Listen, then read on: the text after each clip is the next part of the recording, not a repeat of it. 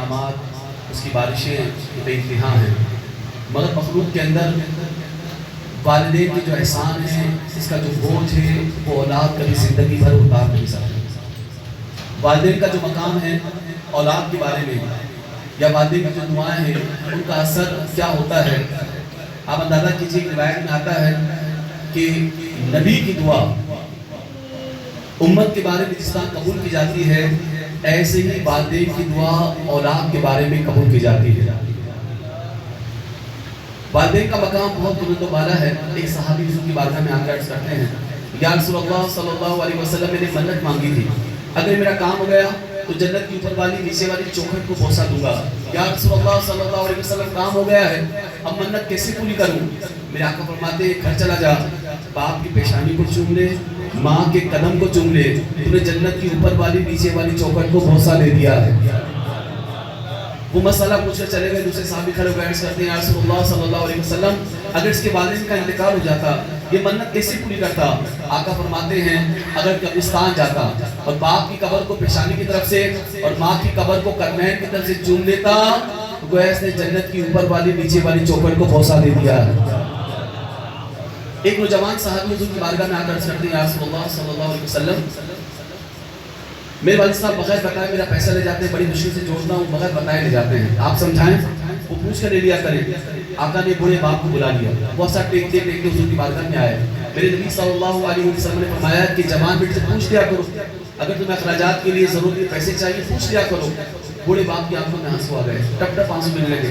عرض کرتے ہیں، یا رسول اللہ صلی اللہ علیہ وسلم، میں جوان تھا جب تو میری اولاد بالکل بچی تھی، میرے پاس طاقت تھی، اولاد کے پاس طاقت نہیں تھی، میرے پاس پیسہ تھا، اولاد کے پاس پیسہ نہیں تھا، میں نے ہمیشہ اپنے پاس اپنا پیسہ اولاد کا پیسہ جانا بے درے خرچ کرتا رہا، بے درے خرچ کرتا رہا، آج بوڑھا ہو گیا ہوں، کمانے کے قابل نہیں رہا، یا رسول اللہ صلی اللہ علیہ وسلم، اپنی ضرورت کے لیے پیسے کہاں سے لاؤں؟ یہ سن کر حضور کی آنکھوں میں آنسو آ گئے۔ تو میرے آقا نے جوان صحابی کو دیکھ کر فرمایا، انت و مالک لابیک، تو اور تیرا سارا مال تیرے باپ کے لیے ہے۔ ارے ماں باپ سے چھپا کر مت رکھا کرو، ارے جی ہاں جوڑ جوڑ کر گن گن کے مت رکھا کرو۔ ارے ماں باپ کے اتنے احسانات ہیں، اگر زندگی بھر ان کے قدموں میں رہو، خدا کی قسم تب بھی تم نے ان کا حق ادا نہیں کیا۔ بنی اسرائیل کے قابل ہیں جن کا نام ہے جریج۔ اب وہ جریج کیا کرتے ہیں، ایک بار امی جان کے باہر گئے، امی جان میرا دل چاہتا ہے کہ اللہ کی صرف عبادت کروں، میں شہر چھوڑنا چاہتا ہوں، گھر چھوڑنا چاہتا ہوں، راہبانہ زندگی گزارنا چاہتا ہوں، جنگل میں جا کر اللہ کی عبادت کرنا چاہتا ہوں۔ مالی جانتے تھی یہ بیچ جنگل میں آئے، درختوں کے جھنڈ کے اندر اوپر مچان بنا لیا، صرف ضرورت کے بعد قضاء حاجت میں نیچے آتے، باقی اوپر ایک عبادت کرتے، اللہ اللہ کرتے، اللہ اللہ کرتے، صرف نماز میں مشغول رہتے۔ کافی عرصہ گزر گیا، ماں ایک طلاق پر آئی، شہر چھوڑا، جنگل میں آئی، پیچھے کے گھر کے پاس آ گئی، مچان جہاں سے گھر یعنی اوپر سے بنانا کا تھا درختوں کے پاس۔ اب نیچے آ کھڑی ہوئی، ماں کا دل بے قرار ہے، بچے سے ملنا چاہتی ہے، آواز دی جریج، بیٹا جریج۔ اب وہ نماز پڑھ رہا تھا، سوچتا ہے کہ میں ماں کو جواب دوں یا اللہ کی عبادت کروں۔ ماں آواز دیتی دیتی چلی گئی۔ اب دوسرا دن آیا، ماں پھر بے قرار ہے، خود تڑپنے لگی، پھر پوچھنے لگی کہ پھر آواز نہیں پہنچی، دوسرے دن بھی تھک ہار کر اتنا کلومیٹر کا فاصلہ دے کر بات پہنچی، پھر کہا بیٹا جریج۔ پھر نماز پڑھ رہا تھا، پھر سوچتا ہے میں نماز پڑھوں یا ماں کو جواب دوں۔ نماز پڑھتا رہا، جلدی مکمل بھی نہیں کی کہ پھر آ جائے یا ماں سے ملنے گھر پہ آ جائے، حتیٰ کہ تیسرا دن آ گیا۔ ماں کی بے قراریاں بے تابیاں بڑھنے لگی، دل بے قرار کو قرار نہیں آ رہا تھا، اپنے لال کا چہرہ نہیں دیکھا تھا۔ تیسرے دن پھر تھک ہار کر ماں شہر چھوڑ کر جنگل میں آئی، درندوں کا خوف ہے، جانوروں کا خوف ہے، جنگلی جانوروں کا خوف ہے، مگر پھر وہاں تک پہنچی، پھر آواز دی جریج، بیٹا جریج۔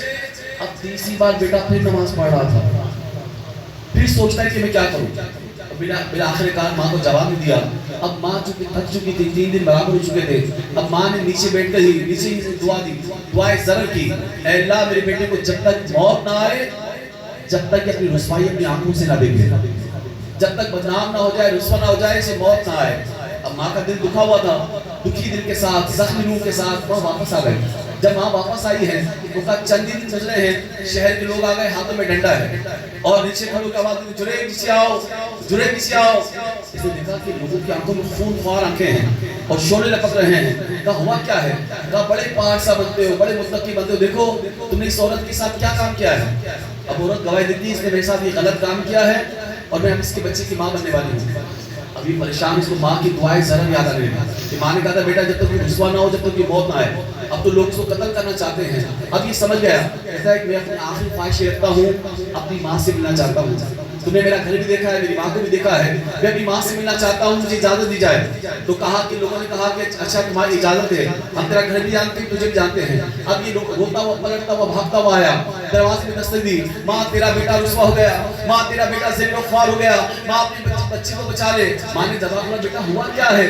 کہا میں رسوا ہو گیا, میں ذلیل ہو گیا, اور مجھ پہ اس طرح کا الزام لگایا گیا. کہا بیٹا سچی بات بتا, تو نے یہ کام تو نہیں کیا, یہ عمل تو نہیں کیا؟ امی جان مجھے رب کی قسم ہے, میں نے یہ عمل نہیں کیا, میں یہ کام کیسے کر سکتا ہوں, میں تو اپنے رب کی عبادت کرتا ہوں, اللہ اللہ کرتا ہوں. کہا بیٹا اب کوئی پرواہ نہیں کر, اب تو واپس چلا جا. اب جیسی جنید واپس گیا ہے, ماں نے مصلی بچھا لیا ہے, ہاتھوں کو اٹھا لیا ہے. کہا اے رب میں تو صرف تجھ سے ایسے ہی کہہ رہی تھی, میرے بیٹے کو بدنام نہ کرنا, میرے بیٹے کو رسوا نہ کرنا, میرے بیٹے کو بچا لے. ایک ماں کی ممتا کی دعائیں ہیں, ماں ہاتھ اٹھا کے دعا کر رہی ہے. جب یہ ماں کی دعائیں لے کر آیا ہے, گردشیں لوٹ گئی, میری بلائیں لے کر گھر سے جب نکلا تھا, میں ماں کی دعائیں لے کر اب پلٹ کر آیا ہے. عورت سے سوال کیا, میں نے اگر یہ عمل کیا ہے تو کہاں